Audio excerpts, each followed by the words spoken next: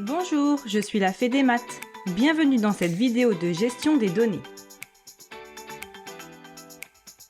Ensemble, nous allons apprendre les premières notions sur les fonctions.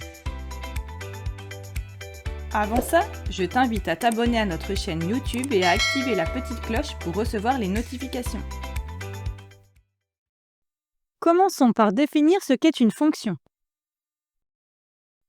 Une fonction, souvent notée f, c'est un objet mathématique qui permet d'associer à un nombre de départ un nouveau nombre d'arrivée. En fait, c'est un peu comme une machine. Avec un nombre de départ, grâce à une formule, elle donne un nouveau nombre d'arrivées. Par exemple, on considère la fonction qui calcule le carré d'un nombre, auquel elle ajoute 1. Si on part de 3, 3 au carré plus 1 égale 9 plus 1 égale 10. On obtient à l'arrivée 10. La fonction, avec 3 donne 10, on note ainsi,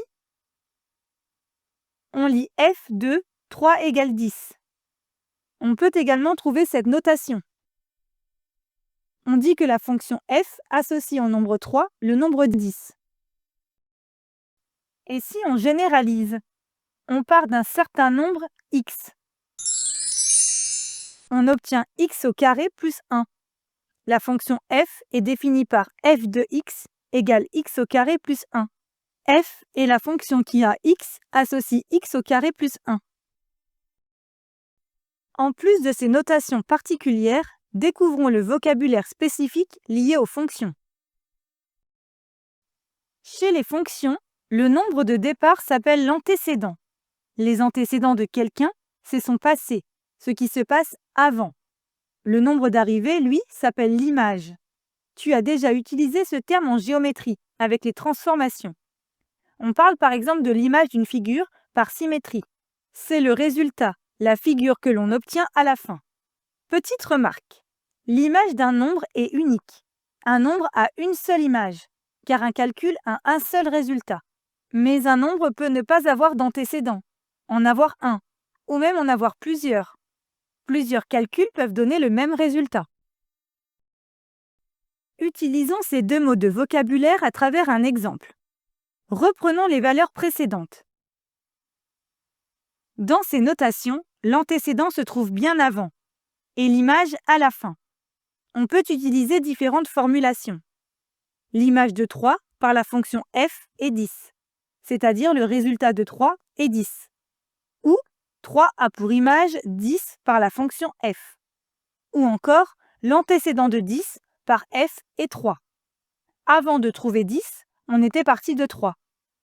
Ou enfin, 10 a pour antécédent 3. Pour terminer, voyons ce qu'est un tableau de valeurs. Quand on a calculé plusieurs valeurs pour une fonction, il peut être plus simple de regrouper ces nombres dans un tableau, appelé tableau de valeurs. Par exemple, reprenons notre fonction f de x égale x au carré plus 1. On peut créer un tableau de valeurs. On met pour cela différentes valeurs de x, les antécédents, dans une première ligne, et les valeurs de f de x correspondantes, les images, dans une seconde. On peut remarquer qu'à nouveau les antécédents apparaissent avant les images. Pour x égale 3, on a déjà déterminé un résultat de 10. Pour x égale 0, on calcule f de 0 en remplaçant x par 0 dans l'expression. On obtient 0 au carré plus 1 égale 1. On continue ainsi. Attention au dernier calcul. Moins 1 au carré correspond à moins 1 fois moins 1, ce qui fait 1. On peut alors utiliser ce tableau pour lire différentes informations, pour écrire des égalités. Par exemple, grâce à cette colonne, on peut écrire f de 0 égale 1. On peut aussi utiliser le vocabulaire. Cherchons l'image de 2. Si on cherche son image, c'est que 2, lui, a le rôle d'antécédent. On le trouve dans la première ligne, ici. L'image de 2 est 5.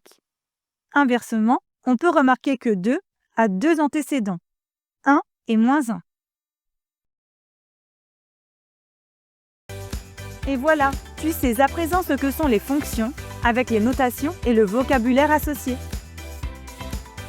Pour t'entraîner davantage ou approfondir la notion, rendez-vous sur le site passeeducation.fr.